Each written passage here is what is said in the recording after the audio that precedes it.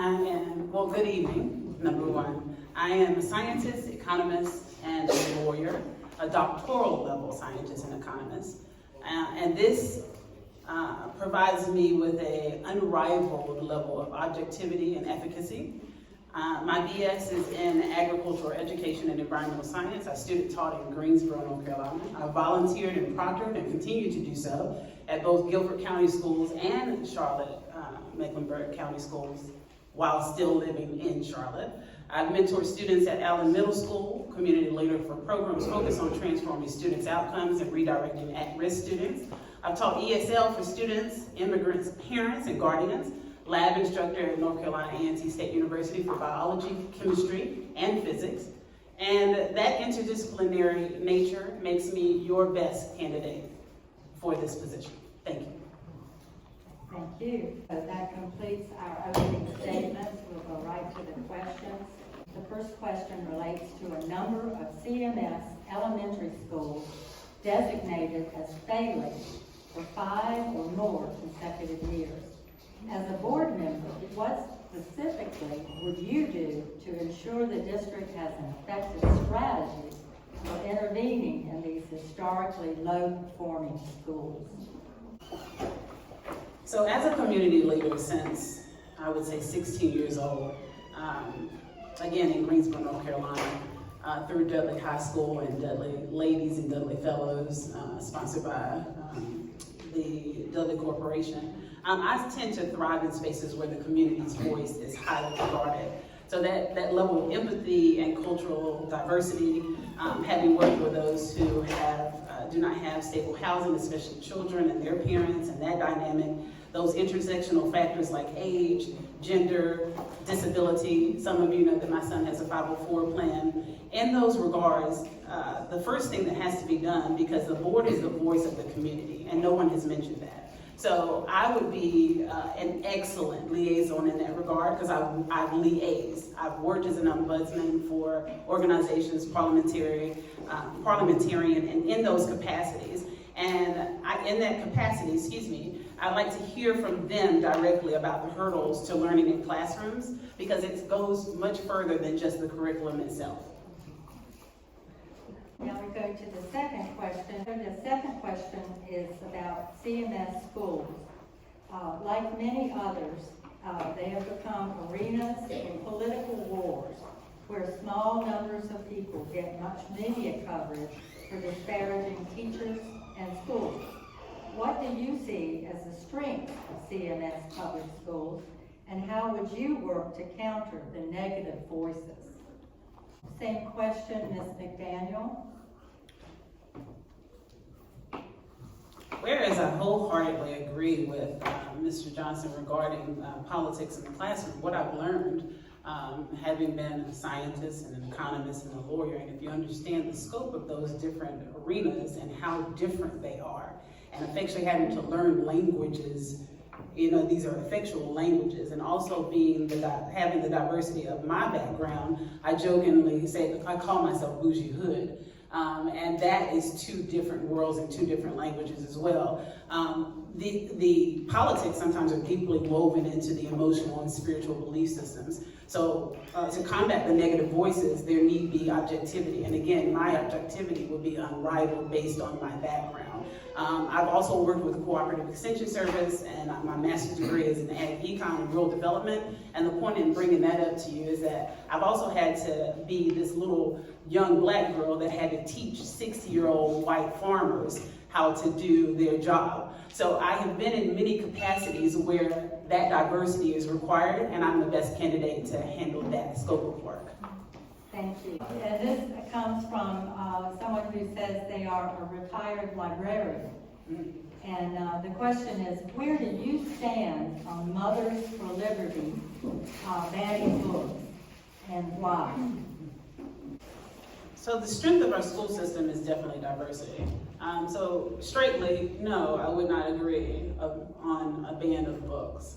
However, just as Mr. Johnson has pointed out, of course, they need to be age appropriate, and they need to be appropriate for the scope of whatever the subject matter is. And of course, the parents should have a voice in whether or not their children can, partake in certain lessons, and they do. That's not taken away, and so there's no need to actually ban books. That's a bit extreme, and it takes away from the opportunity of a child learning how to chew the meat and spit out the bones, which is something that I teach my son at 13. And we need those skills when you're walking out into the world. You need to be able to filter out what is, what is inappropriate and have good cognitive skills. And that's what it teaches your children when you allow them to have the diversity in books. Thank you. I'd like to stick with the questions from the audience, but we've gotten so many about the bond referendum, so I'm just going to combine what we have here with several questions, and I think we'll get everybody answered. This question relates to the $2.5 billion CMS bond referendum. The money is for updating, replacing, and building new schools. Will you support the bond? And if so, what is the most compelling reason you share with citizens to do so? And if you do not support it, could you tell us why? Thank you. I don't know, can you hear me? Okay. So as a scientist, I have a unique perspective here.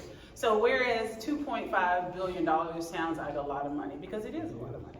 However, because of the infrastructure failure, and I brought this to the attention of CMS and to the public at large, that there are leaks and mold and the buildings are unfit for the safety of the children and the staff.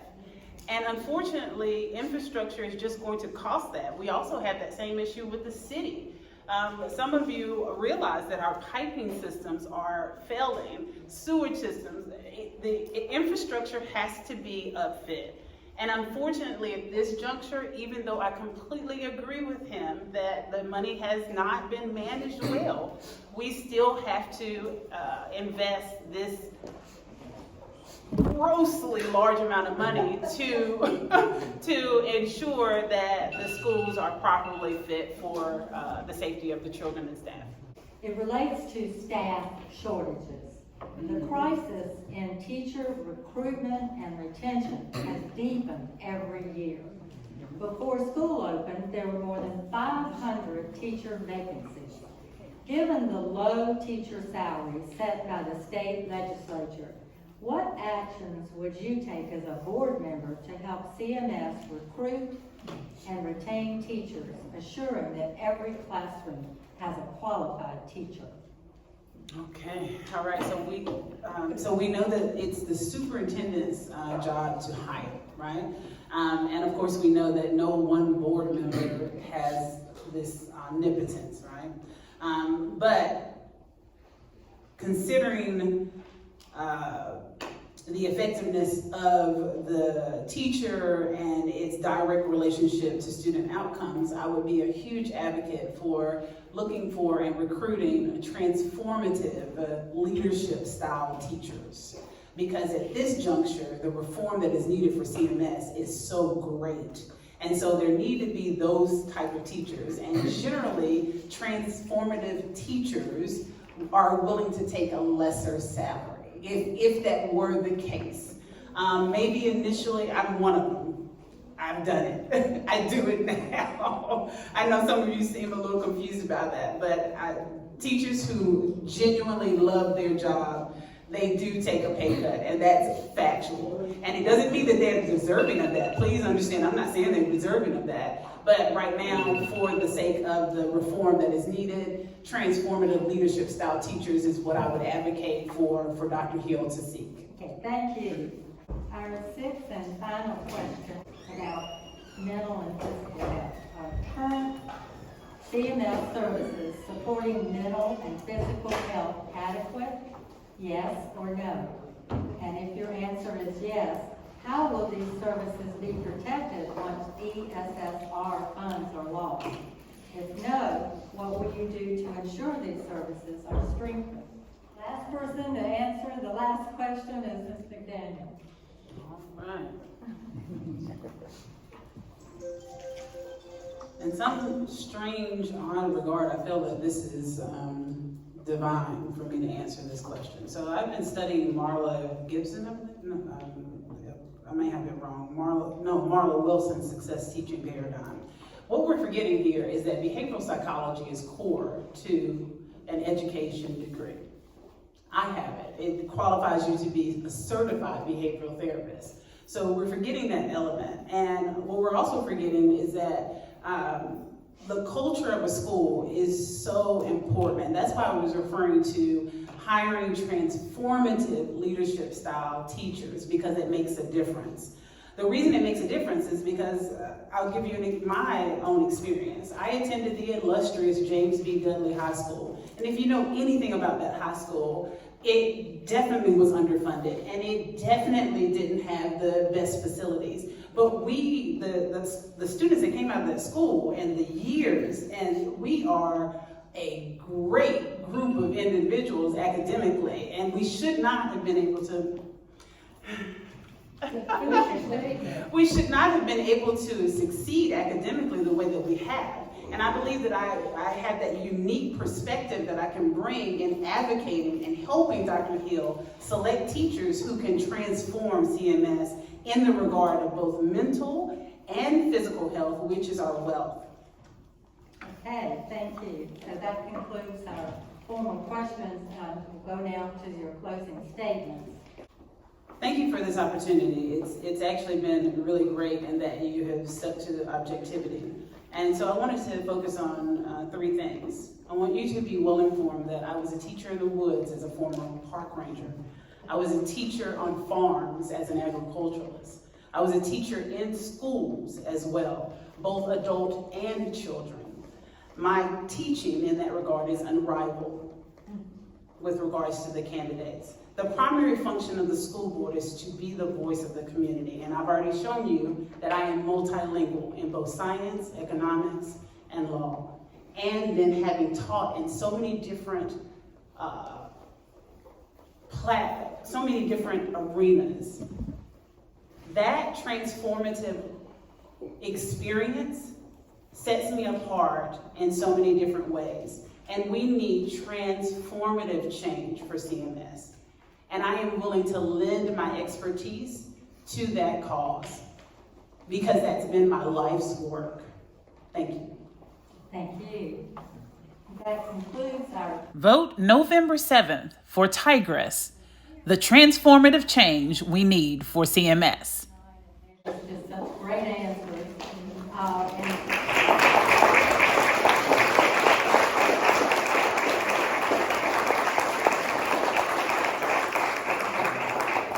And thank you for the volunteers from our sponsoring organization, and to you, the audience, for being here.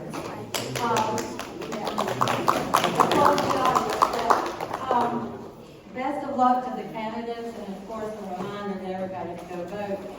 We didn't get to all the questions from the audience, but I suggest after we adjourn, you might want to seek the candidates out and ask them your questions. I'm sure they'll be happy to stay a little while longer. So thank you all.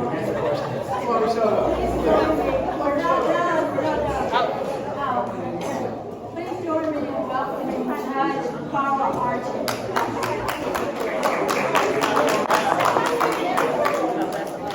Good evening, everybody. If I could just...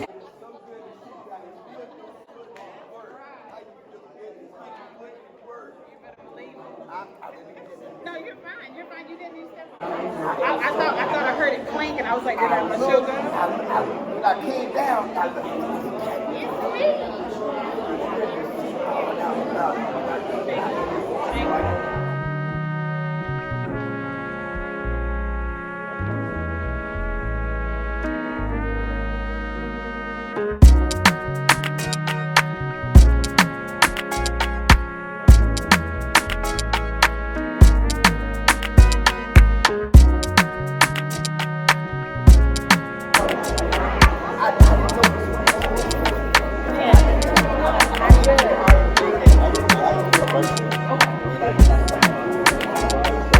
Forward together.